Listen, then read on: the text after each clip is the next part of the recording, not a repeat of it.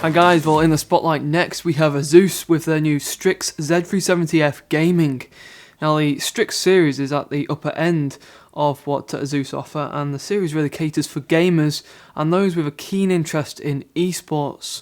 And so with this Z370-F here, we'll still be getting those trademark ROG features, but some of those enthusiast driven options that you see on the likes of the Maximus boards will perhaps be omitted. As we saw with the last generation of the Strix F, this Z370 version here makes use of a similar design with some subtle tweaks. Across the board there are a decent assortment of features which should satisfy a vast majority of you out there. You guys can pick up Z370F for around about $189 in the UK, and then if you're in the States then it's going to be around about $200.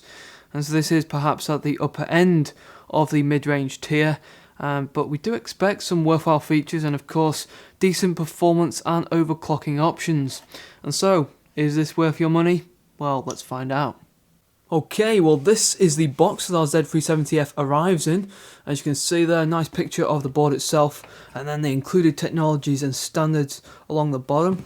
Just flip this over. You can see we've got another diagram of the board and all those specifications, and then we've got some special features running along the bottom which are perhaps new. And inside the box, first of all, we have the board itself there in this cardboard tray with the anti-static bag, and then we have the driver CD software, all of that stuff on there, rear I/O shield.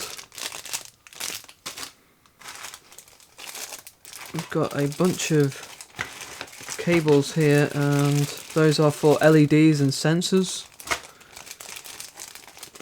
Got a bracket there for attaching a fan, cable ties, CPU installation tool,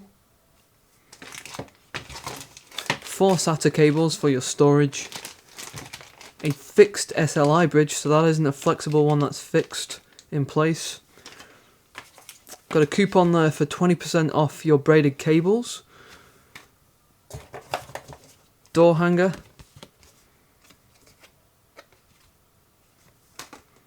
some stickers if that's your thing,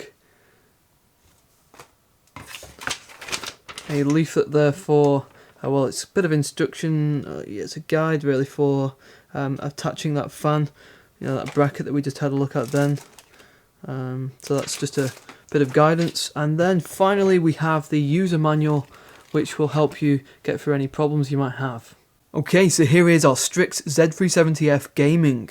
You can see we have quite a simple but effective design. The aim really is to deliver something which is minimalist in its style, and so we have a monochrome theme used throughout. Casting an eye over the board, we have a matte PCB with grey interlace, and there are black ports and lanes, and the heat sinks utilise a matte finish. However, if you do want to add in a bit of colour, then there is a single strip which sits on the input-output cover, and that can be modified in the ASUS software. For those wanting to know the size of the board, it does indeed conform to the ATX form factor, so it will fit inside most computer cases.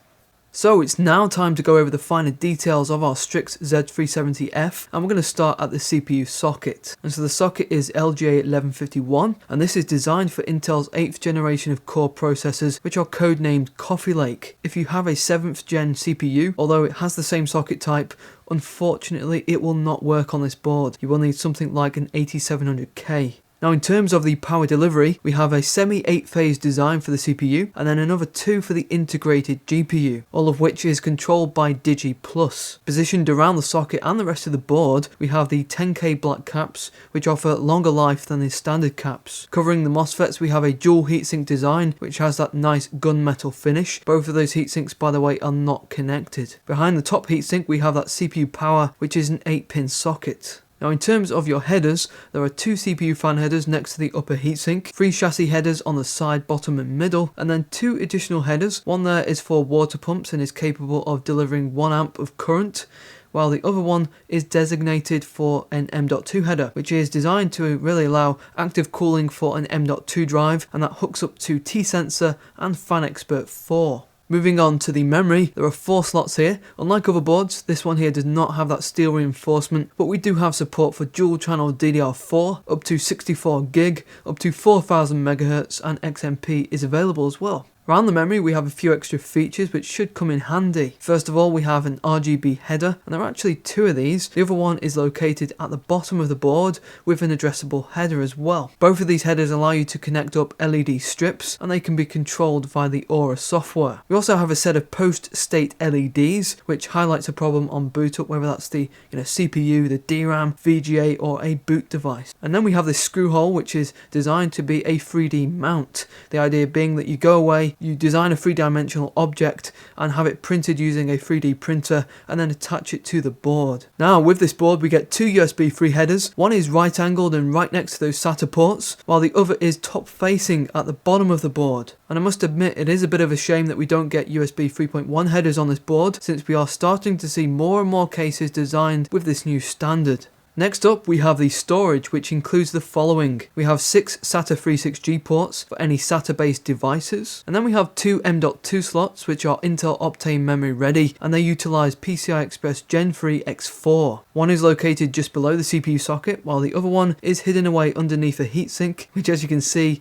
marries up to that huge heatsink covering the Z370 chip. The idea being with this heatsink is that it should really drive down the temperatures for your M.2 drive. However, if you do already have heat spreaders attached to your drive, that's fine. You can just leave the heatsink to the side. Okay, next we have our PCI Express section, which involves triple PCI Express 3.0 X16s and 4 PCI Express 3.0 X1s. And the modes for each of those X16s are 16, 8 and 4. And so if you only use a single graphics card, then the top one is best, and then if you add in another graphics card, obviously the mode is going to drop to either 8 or 4. And as we've seen on previous generations of ASUS boards, along the outer edge of those two upper X16s, we have some metal reinforcement to give some extra protection for heavy graphics cards, and you should be able to tell that those slots are slightly wider, which helps with stability.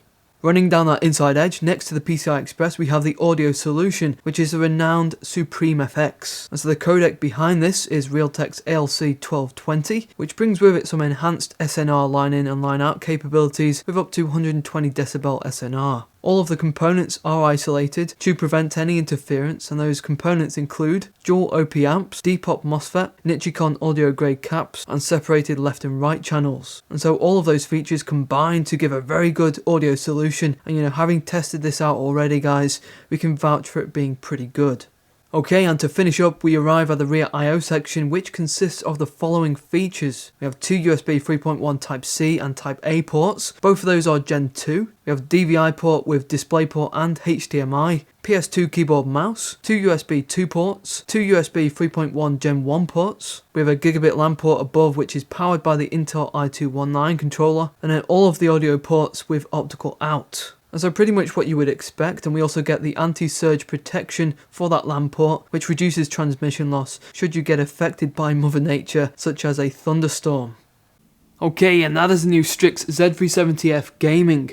And as far as differences, improvements go from previous generations, you'll be surprised to know that there are actually very few, and that will be the same story regardless of whichever brand we kind of turn to. Essentially what these guys are doing is the best that they can with the chipset that they're given from Intel. But if we look at things from the perspective of comparing this board here, the Z370F, compared to other boards with the Z370 chipset, then this one here is an excellent choice. The overall design and appearance makes Z370F a superb choice. The covers, the heat sinks, the PCB are just really nice. I really like what they've done with this, and so purely from a visual aspect, this is a top pick. From a features point of view, we get the RGB functionality, an assortment of storage options, and handy little extras like the M.2 heatsink down at the bottom, and of course the audio solution, which is Supreme FX. There are a few things, however, that we'd like to have seen included, such as USB 3.1 headers, which are going to be ideal really for newer cases. They could have included that, and USB 2 on the rear I/O really should be phased out by now. These ports could have been swapped out for 3.0 or even 3.1. One thing we said about the Z270F, and the same can be said for the Z370F, is that this board does not get involved with that gimmicky RGB lighting on the ports, the PCI Express and the memory, and so on. This board definitely tones things down, and it goes for that classy approach. Now, from a performance point of view, this board is a top pick. It'll give you great results, pretty much anything that you kind of put it into. So there is no worries at all with that, and we actually managed to overclock our 8700K to 5 GHz with 1.39 volts, and that is a great achievement. It really shows you how far you can push the 8700K. So guys, for more details on our overclock and all the benchmarks on this board here, please click on the link in the description and on the screen for the full review. I appreciate you guys watching today. Please share this video, take care of yourself, and I'll see you guys next time.